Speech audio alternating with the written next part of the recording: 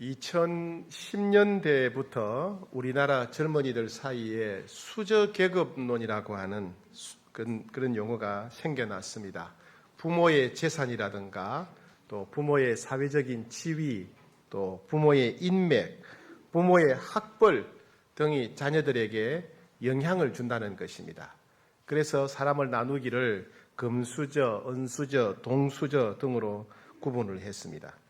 특별히 부모가 너무 가난할 때 부모의 가난을 자식이 대물림하게 되면 흙수저다 이렇게 불렀습니다. 오늘은 흙수저보다 더 심각한 소위 말하는 똥수저에 대해서 똥수저라 불릴 만한 한 사람의 이야기를 나누고자 합니다. 예수님은 예루살렘을 향해서 여행을 하고 계셨고 마지막 여행이죠. 예루살렘에 들어가시기 직전에 관문 도시라고 할 수 있는 여리고라고 하는 도시를 지나가시게 되었습니다. 이 여리고에서 오늘 사건이 벌어지게 됩니다. 여리고는 기원전 7,000년 전부터 사람이 살았던 굉장히 오래된 도시고요. 일종의 오아시스입니다. 오아시스. 물이 귀한 이스라엘 땅에서 이 여리고에는 물이 지금도 콸콸 솟아 나오고 있기 때문에 농사 짓기도 좋고 사람이 살기도 좋고 장사하기도 좋고 또 장사꾼들이 여러 아프리카나 아시아나 유럽의 장사꾼들이 거쳐가는 딱 길목에 해당되기 때문에 농업도 발달했고 상업도 발달했고 숙박업이나 그 다음에 세관업이 발달했던 그런 아주 화려한 도시입니다. 우리가 알고 있는 삭개오도 이 여리고 사람이었지요. 예수님은 마지막 이제 예루살렘으로 올라가시기 전에 이 여리고에 들리셨습니다. 거기서 맹인 거지 바디메오라고 하는 사람을 만나게 됩니다. 오늘 본문 46절 같이 읽겠습니다. 시작. 그들이 여리고에 이르렀더니 예수께서 제자들과 허다한 무리와 함께 여리고에서 나가실 때에 디메오의 아들인 맹인 거지 바디메오가 길가에 앉았다가 맹인 거지가 있었는데 디메오입니다. 디메오. 이 디메오가 아버지고 디메오의 아들이 바디메오. 이 바디메오란 말 자체도 디메오의 아들이다 이런 뜻입니다. 아버지와 아들이 이제 맹인 거지가 되어서 두 사람이 길가에 앉아 있었다 그런 말입니다. 예나 지금이나 부모님을 잘 만나게 되면 편하게 자라죠. 그리고 좋은 교육을 받게 되고 더 유리한 기회를 많이 얻게 됩니다. 그래서 은수저다, 금수저다, 다이아몬드 수저다 이런 말이 생기는 겁니다. 그런데 이 맹인 아버지 디모데는 그의 아들인 바디메오에게 아무것도 물려줄 게 없는 거예요. 맹인 거지니까. 그래서 길거리에 앉아서 구걸하는 것 그거 한 가지만 가르쳤습니다. 말하자면 아들인 바디메오는 소위 말하는 똥수저 인생이었습니다. 어쩌다 남들이 불쌍히 여겨서 동전 몇 개 던져주면 그날 한 끼 겨우 해결해서 살 수 있었습니다. 그런데 지나가는 사람들이 쳐다보지 않거나 날씨라도 나빠서 지나가는 사람조차 없는 날이면 그날도 다음 날도 꼬박 굶으면서 지내야 했습니다. 그저 사람들이 불쌍히 여겨주시기를 기대하며 살아갔습니다. 말 그대로 벼랑 끝에 인생이었습니다. 눈앞이 캄캄해지자 인생 자체가 캄캄함이 된 겁니다. 아무런 소망이 없는 고통과 절망 그 자체의 인생이었습니다. 그런데 이 바디메오가 나사렛 예수가 지나가신다는 말을 듣게 됩니다. 오늘 본문 47절 같이 읽겠습니다. 시작. 나사렛 예수시란 말을 듣고 소리 질러 이르되 다윗의 자손 예수여 나를 불쌍히 여기소서 하거늘. 자, 예수님께서 마지막 이제 예루살렘을 향해서 가십니다. 예루살렘에 가시면 십자가에 못 박히시겠죠? 근데 그때 많은 사람들이 예수님을 따라왔다고 합니다. 제자들도 있었고 예수님에 대한 호기심, 관심 때문에 여러 사람들이 많은 무리가 예수님을 따라서 함께 여리고를 지나 예루살렘으로 가는 길이었습니다. 그 여리고에 앉아있던 거지 바디메오는 평소에 듣지 못했던 소리를 듣게 됩니다. 많은 사람들이 웅성거리는 소리, 요란한 발자국 소리를 듣게 됩니다. 그래서 이게 무슨 소리인가 궁금해서 사람들에게 물었습니다. 여보세요, 도대체 무슨 일입니까? 무슨 일로 이렇게 많은 사람이 지나가는 겁니까? 이렇게 질문합니다. 그러자 누군가가 대답합니다. 나사렛 예수가 예루살렘으로 가십니다. 대답을 합니다. 그러자 수많은 사람들이 지나가는 이유가 나사렛 예수 때문이라는 말을 듣자 바디메오는 갑자기 소리칩니다. 다윗의 자손 예수여, 나를 불쌍히 여기소서. 아마 바디메오는 이전에 누군가로부터 예수님에 관한 이야기를 들었던 모양입니다. 그분이 어떤 분인지, 사람들에게 무슨 말씀을 하시는지, 무슨 일을 하셨는지 아마 익히 들었던 것 같습니다. 그래서 이렇게 외쳤습니다. 다윗의 자손 예수여, 나를 불쌍히 여기소서. 구약 성경에는 예수님에 관한 예언이 300여 군데 있는데 그 예언들 중에 하나가 메시아 그리스도가 예수님이 오시게 되면 다윗 왕의 후손으로 태어날 것이라는 예언입니다. 그래서 다윗의 자손 예수여, 이 말은 구약 성경에 예언된 메시아 구세주가 바로 나사렛 예수 당신임을 저는 압니다, 이런 뜻이에요. 그래서 예수님 보고 다윗의 자손이여, 당신은 구약 성경에 예언된 다윗의 후손으로 오신다고 한 메시아가 아닙니까? 예. 나를 불쌍히 여겨 주십시오. 저는 벼랑 끝에 선 인생입니다. 저를 좀 불쌍히 여겨 주십시오. 저는 가고 싶은 곳에도 못 가고 하고 싶은 것도 못 합니다. 저는 맹인이라서 사람 취급받지 못하고 삽니다. 저는 맹인이라서 인생도 캄캄합니다. 저를 불쌍히 여겨 주십시오. 저를 도와주십시오. 다윗의 자손 예수여, 나를 불쌍히 여기소서라는 말에는 바로 이런 마음이 담겨 있는 겁니다. 그런데 예수님 주변에 있던 많은 사람들이 그 맹인 거지를 향해서 시끄럽다고 소리칩니다. 48절 시작. 많은 사람이 꾸짖어 잠잠하라 하되 그가 더욱 크게 소리질러 이르되 다윗의 자손이여, 나를 불쌍히 여기소서 하는지라. 지나가던 예수님 주변의 사람들이 바디메오를 향해서 소리쳤습니다. 도대체 뭐냐? 이 더러운 맹인 거지야. 별 볼 일 없는 것이, 돈도 없고 백도 없고 배운 것도 없고 예의도 모르고 상식도 모르는 놈아, 이 더럽고 쓰레기 같은 놈아, 네 같은 게 여기 낄 때가 아니야. 관심 꺼. 이렇게 소리를 칩니다. 이와 같이 세상은 보호받아야 할 사람을 보호해 주지 않습니다. 자기보다 약한 사람을 귀찮아하고 멸시하고 무시하는 것이 세상 사람들의 마음입니다. 이런 말을 들은 바디메오의 심정은 어떠했겠습니까? 늘 항상 듣는 말이었지만은 그런 말을 들을 때마다 자존심이 상합니다. 이런 말을 들을 때마다 얼마나 마음에 상처가 되겠습니까? 얼마나 낙심하게 되었을까요? 그런데 이상하게도 그는 포기하지 않았습니다. 꾸짖어 잠잠하라 하되 그가 더욱 크게 소리질러 이르되 다윗의 자손이여, 나를 불쌍히 여기소서 부르짖었습니다. 여기서 더욱 크게 소리 질렀다는 말은요, 까마귀 우는 소리를 냈다, 이런 말이에요. 까마귀가 어떻게 울어요? 깍깍 울잖아요, 그죠? 얼마나 큰 소리로 바디메오가 비명을 질렀는지 말 그대로 비명이 돼버리니까 발음 소리가 정확하지 않아서 까마귀 우는 것처럼 깍깍 하는 것처럼 들렸다. 그만큼 온 힘을 다해서 다윗의 자손 예수여, 나를 불쌍히 여기서 부르짖었는데 무슨 뜻인지는 잘 모르겠고 까마귀 우는 소리처럼 들렸다는 겁니다. 예, 왜요? 왜 그렇게 소리를 질렀을까요? 너무 절박하니까. 더 이상 이렇게 살 수 없으니까. 그죠? 왜요? 저분만이 희망이니까. 저분만이 나를 도와줄 수 있으니까. 그래서 주변 사람들이 비웃고 무시하고 경멸하고 욕하고 저주했지만 포기할 수가 없었습니다. 그럴수록 더 큰 소리로 외쳤던 것입니다. 그러자 예수님께서 머물러 서시고 그 사람을 이리로 데려오라고 하십니다. 49절 시작. 예수께서 머물러 서서 그를 부르라 하시니 그들이 그 맹인을 부르며 이르되 안심하고 일어나라, 그가 너를 부르신다 하며. 예. 예수님을 따르는 제자들과 무리들은 그의 절박한 외침을 외면했지만은 예수님은 부르짖음을 외면하지 않으셨습니다. 저 사람을 데려오너라, 이렇게 말씀하십니다.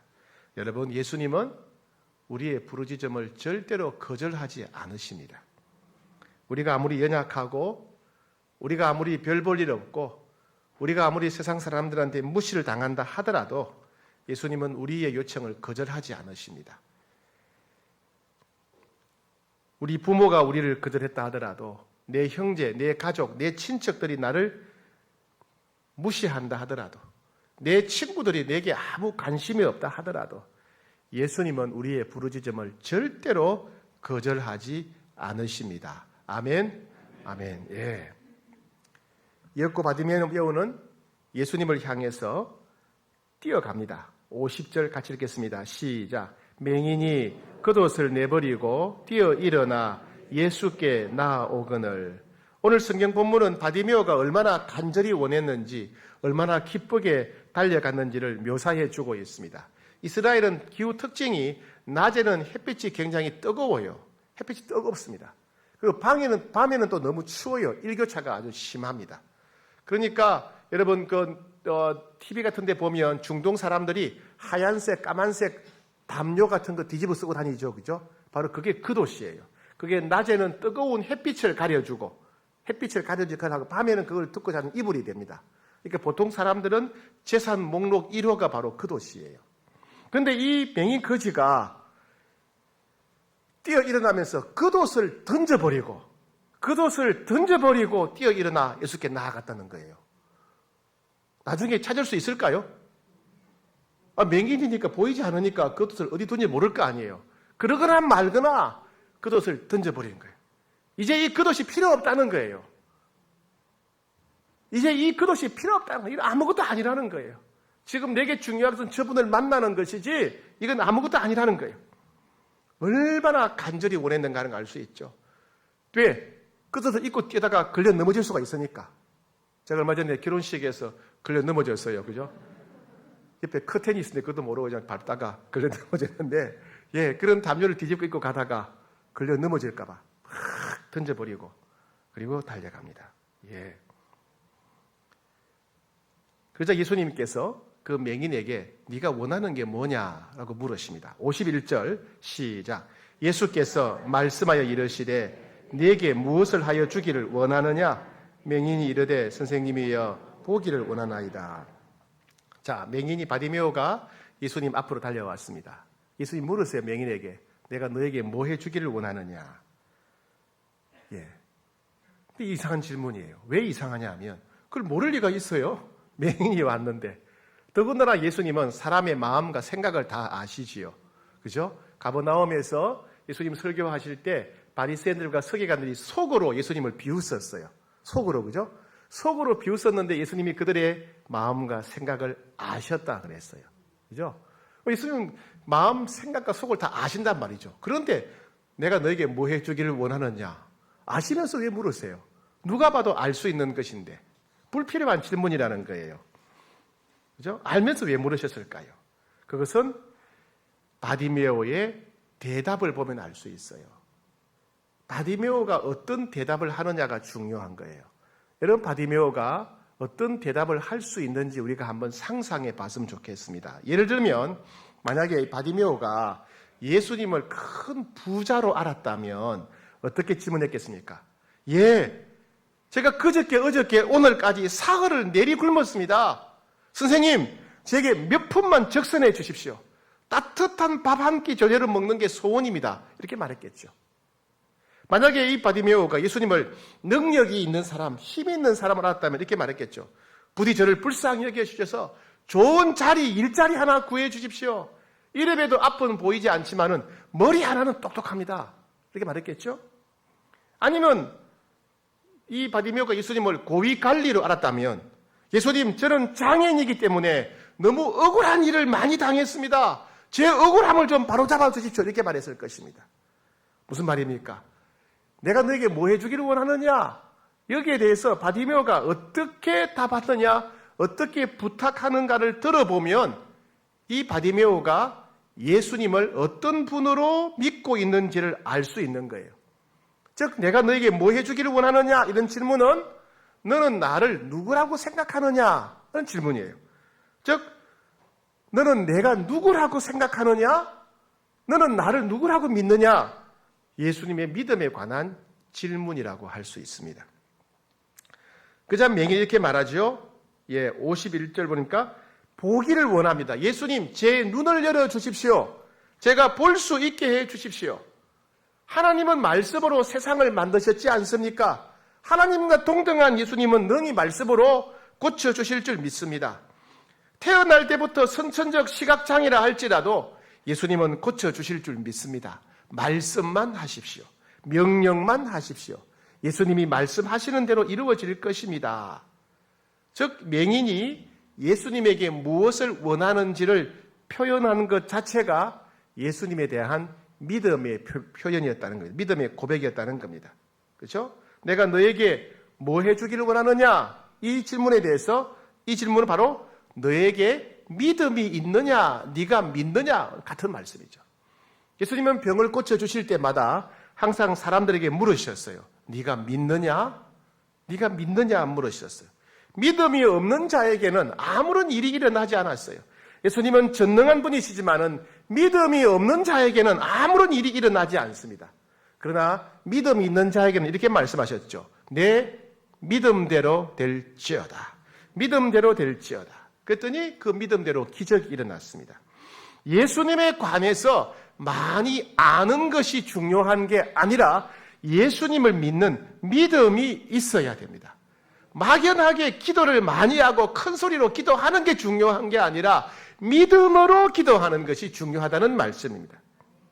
아무리 예수님이 모든 인류의 죄를 십자가에서 다 지불하셨다 하더라도 이것을 오직 믿음으로 받아들이는 자만 은혜를 누리게 된다는 얘기입니다. 아무리 예수님이 우리가 기도하는 모든 제목 능히 다 이룰 수 있지만은 믿음으로 구하는 기도에만 응답하신다는 겁니다. 그래서 예수님께서 내 믿음대로 되라. 바디메오의 믿음을 확인하신 다음에 내 믿음대로 되라라고 선포하십니다. 52절 시작. 예수께서 이르시되 가라 네 믿음이 너를 구원하였느니라 하시니 그가 곧 보게 되어 예수를 길에서 따르니라. 예, 너는 태어날 때부터 지금까지 평생 맹인으로 살아왔다. 그러나 이제 눈을 떠라. 눈을 뜨고 새 인생을 살아라. 이렇게 말씀하셨습니다. 하나님은 말씀으로 세상을 만드셨습니다. 예수님은 세상을 만드신 하나님과 동등한 분이십니다.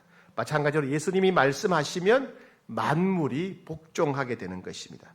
오늘날에도 예수님의 이름으로 이런 많은 기적들이 일어나고 있습니다. 주일 예배 치유기도 시간에 사랑방 모임 때 우리가 아픈 사람을 기도할 때 이런 기적이 일어납니다. 사랑하는 여러분, 믿음으로 기도하고 또 믿음으로 날마다 기적이 일어나는 우리 홍익교회 되기를 축복합니다. 그리고 그런 사랑방 되기를 축복합니다. 네. 그런데 재미있게도 참 이상하게도 예수님은 이 맹인의 눈을 고쳐주시면서 눈을 만지시면서 고쳐주셨다는 사실이에요. 오늘 본문과 같은 사건을 다루고 있는 마태복음 20장 34절에 보게 되면 예수께서 불쌍히 여기사 그들의 눈을 만지시니 곧 보게 되어 그들이 예수를 따르니라. 눈을 만지시면서 고쳐주셨다는 거예요. 여러분 제가 질문할게요. 이 바디메오가 그날 세수했을까요? 안 했을까요? 보여야 세수를 하지요. 그죠? 그거를 보고 아이고 내 눈이 더럽구나 얼굴이 더럽구나 이걸 알아야 세수를 하지 보이는 게 없는데 세수를 할 리가 없죠. 그러면 평생 몇 번 세수했을까요? 비 오는 날에는 했을 것 같아요. 그죠? 비 오는 날에는. 예. 그러니 얼마나 더러웠을까요? 눈곱이며 눈물이며 먼지며 때며 이런 게 막 얽혀서 얼마나 더러웠겠습니까? 그러면 예수님은 어떻게 하셔야 돼요? 예수님은 멀리서도 고쳐주시잖아요. 그죠? 예, 가나에서 보면 다른 도시에 있는 사람이 고쳐주셨어요. 그러니까 가까이 오지 마. 가까이 냄새가 들어오니까 가까이 오지 말고 거기 있어, 거기 있어. 자, 눈 나을지어다. 이러면 낫는 거예요. 그죠? 예수님은 그 사람이 멀리서도 고칠 수 있는 거예요. 그죠? 가까이 오지 말고 거기 있어, 거기 있어. 거기 있어. 눈 나을지어다. 그러면 눈 낫는 거예요. 근데 굳이 앞으로 오시게 해가지고 그 눈을 만져주시는 거예요. 그 눈을 만져주시면서 믿음대로 될지어다. 이러시는 거예요. 왜요? 그곳은 절망의 자리니까, 고통의 자리니까, 수치심의 자리니까, 맹인으로 살아오면서 받아온 온갖 수치, 두려움, 절망, 거절감이 산처럼 겹겹이 쌓여있는 곳이 바로 눈이었기 때문에 그렇습니다. 예수님께서 그의 눈을 만지시면서 이렇게 말씀하셨을 거예요. 야, 얘야. 너 이 눈 때문에 너무 힘들었지? 너 눈 때문에 너무 힘들었지. 너 이것 때문에 너무 서러웠지. 너 이것 때문에 원망 많이 했지. 이제 걱정하지 마라. 내가 도와줄게. 내가 고쳐줄게. 그리고 새롭게 살아라. 예수님은 그의 눈을 만져주시면서 그가 평생 겪어온 수치심, 두려움, 외로움, 절망감, 거절감의 상처를 치료해 주신 것이었습니다. 예수님은 우리의 병든 육체를 치료하는 분이시고 또한 상처받은 마음도 치료하는 분이십니다. 어쩌면 장애나 병든 몸보다도 우리를 더 불행하게 만드는 것은 상처 입은 마음입니다. 사랑하는 여러분, 예수님이 지금 여러분에게 찾아오신다면 여러분들의 어느 부분을 만져주실까요? 여러분들의 아프고 상처가 쌓여있는 곳이 어디입니까? 한번 짚어보세요. 어디를 만져주시겠어요? 예, 어디에? 여기에요? 여기에요? 예, 어디에요? 한번 짚어보세요. 네, 예, 여러분 그곳에 평강이 임하기를 축복합니다. 그곳에 주의 놀라운 치유의 역사 일어나기를 축복합니다. 네. 자, 그런데 이 바디메오가 눈을 뜨게 되었을 때 뭘 제일 먼저 보고 싶었을까요? 여러분이 평생 시각장애인이었다가 눈을 뜨게 되었다면 무엇을 제일 먼저 보고 싶었을까요? 홍익교회요? 어이구.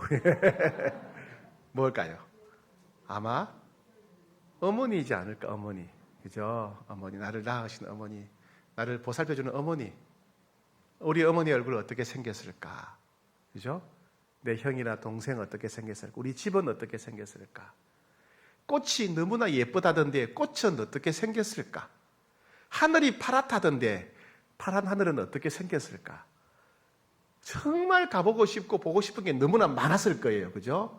너무 많았을 거예요. 막 사방으로 이리 뛰고 저리 뛰고 달려가고 싶었을 거예요. 그런데 이 사람이 가지 않았어요. 어떻게 했습니까? 그가 곧 보게 되어 예수를 길에서 따르니라. 예수님을 따라갔다는 거예요. 전에는 눈만 열리는 것이 소원이었어요.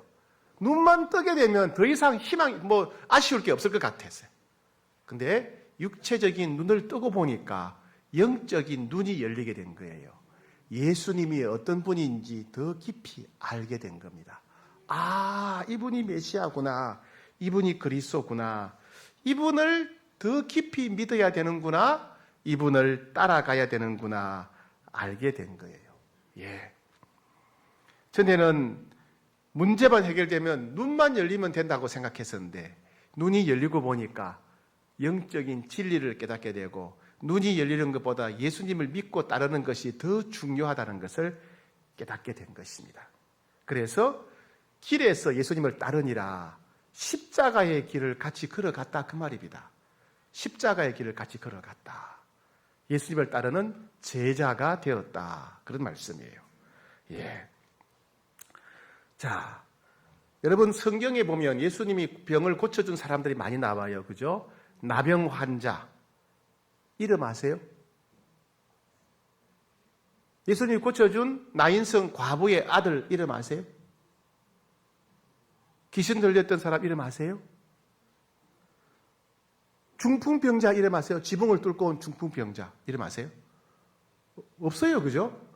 근데 이 사람은 오늘 눈 치료받은 사람은 누구예요? 바디메오. 왜 바디메오 이름은 기록했을까요? 이상하지 않나요? 수많은 치유받은 사람들의 이름은 기록이 안 됐는데 바디메오 이름은 기록된 거예요. 왜냐고요? 이 마가복음은 오늘 이 사건이 있은 지 대략 30년 전에 30년 후에 기록되었을 거라고 봅니다. 서기 60년경에. 그러면 이 사건이 있은 지 30년 뒤에 마가가 마가복음을 기록할 때 이 편지를 읽는 사람들이 바디메오라는 사람을 알았다 몰랐다? 알았다는 거예요. 모르는 사람은 얘기할 필요가 없죠. 그죠? 그래서 읽는 사람이 우리가 아는 그 바디메오네? 아, 날마다 간증하는 그 바디메오네? 예수님이 자기 눈을 고쳐주셨다고, 예수님 인생을 새롭게 해주셨다고, 예수님을 간증한 그 바디메오네? 무슨 얘기입니까? 그때까지 예수님을 계속 따르고 있었다. 그죠? 그때까지 예수님을 따르고 있었기 때문에 그 사람들이 알고 있는 그 이름을 기록했던 것입니다. 여기에 우리에게 주시는 주님의 말씀이 있습니다. 여리고에서 구걸하던 바디메오는 자기 앞을 지나가는 예수님께 부르짖었습니다. 만약에 예수님께서 오늘 홍익교회에 오셔서 지금 여러분 앞으로 지나가신다면 여러분 어떻게 하시겠습니까? 부르짖어야죠. 그죠? 붙잡아야죠. 그죠? 옷자락을 붙잡아야 됩니다. 우리도 바디메오처럼 예수님을 붙잡고 부르짖어야 됩니다. 부르짖어야 돼요. 저도 좀 도와달라고. 예수님, 저도 좀 도와주십시오. 아무리 오래된 문제라 하더라도, 내가 아무리 애쓰고 노력해도 해결이 안 되는 문제라 하더라도, 아무리 불가능한 환경이라 하더라도, 아무리 주변 사람들이 무시하고 방해하고 한다 하더라도 우리는 예수님께 매달려야 됩니다. 부르짖어야 됩니다. 왜요? 예수님은 우리 기도를 거절하지 않으시기 때문에 그렇습니다. 바디메오에 응답하신 것처럼 우리에게도 응답하시기 때문에 그렇습니다. 예수님이 약속하셨죠. 너희가 내 안에 거하고 내 말이 너희 안에 거하면 무엇이든지 원하는 대로 구하라. 그러면 이루리라. 예수님이 약속하셨어요. 그런데 왜 기도하지 않습니까? 그런데 왜 기도하지 않으세요? 왜요? 기도 안 해도 살만하니까. 기도 안 해도 살만하니까. 버틸만 하니까. 기도 안 해도 살만하고 기도 안 해도 버틸만 하니까 기도 안 하는 거지요. 왜요? 기도하면 응답하신다는 믿음이 없으니까. 믿음이 없으니까 기도하지 않는 거예요. 여러분 기도하셔야 됩니다. 기도하셔야 돼요. 바디메오와 같은 믿음을 갖게 되기를 축복합니다. 두 번째, 바디메오에게는 절망의 자리, 축복의 자리가 예수님을 만나고 바디메오는 절망의 자리, 고통의 자리가 예수님을 만나고 난 뒤에는 축복의 자리로 바뀌었다는 사실을 기억해야 됩니다. 여러분 만약에 바디메오가 맹인 거지가 아니었다면 예수님을 만날 수 있었을까요? 아마 맹인이 아니었다면 어쩌면 요단강에 낚시하러 간지도 몰라요. 그죠? 여행 간지도 장사하러 간지도 몰라요. 맹인 거지였기 때문에 어쩔 수 없이 거기에 앉아서 구걸할 수밖에 없었고 거기에 있었기 때문에 예수님 만났던 겁니다. 그죠? 그에게는 맹인 거지라는 사실이 고통의 자리가 예수님을 만나서 죄를 용서받고 구원받는 천국에 들어가는 축복의 자리가 되었다는 이야기입니다. 사람들마다 다 고통의 자리, 슬픔의 자리, 수치의 자리, 절망의 자리가 있습니다. 인생의 발목을 잡는 자리가 있습니다. 가슴을 짓누르는 무거운 고통의 자리가 있을 수 있습니다. 그런데 거기서 부르짖고 예수님을 만나게 되면 거기는 더 이상 고통의 자리가 아니라 축복의 자리로 바뀔 수 있습니다. 거기는 더 이상 슬픔의 자리가 아니라 기쁨의 자리로 바뀔 수 있습니다. 우리 삶에 있는 고통의 자리를 축복의 자리로 바꾸는 비결은 이 고통의 자리에서 예수님을 만나는 것입니다. 예수님을 만날 때 역전이 일어나게 되는 것입니다. 그 고통의 자리에서 예수님께 부르짖고 예수님 만나는 여러분 되시기를 축복합니다. 세 번째는 결국 우리의 최종 목적은 예수님을 따르는 것이라는 겁니다. 바디메오도 처음에는 눈 뜨는 게 소원이었는데 눈 뜨고 보니까 영안이 열려서 예수님을 믿고 따르는 것이 가장 중요하다는 걸 알게 되고 다른 데 가지 않고 예수님을 따라갔다 그럽니다. 여러분 우리도 마찬가지입니다. 우리의 문제 해결, 우리 각자의 소원, 기도 제목이 이루어지는 것도 중요하지만은 예수님을 따르는 것이 더 중요합니다. 그래서 병이 나은 것에 만족하지 말고 병을 고쳐주신 예수님을 끝까지 따르는 여러분 되시기를 축복합니다. 기도 응답받은 것에 만족하지 말고 기도에 응답하시기까지 우리를 사랑하시는 예수님을 신뢰하고 바디메오처럼 끝까지 예수님을 따라가는 여러분 되시기를 축복합니다.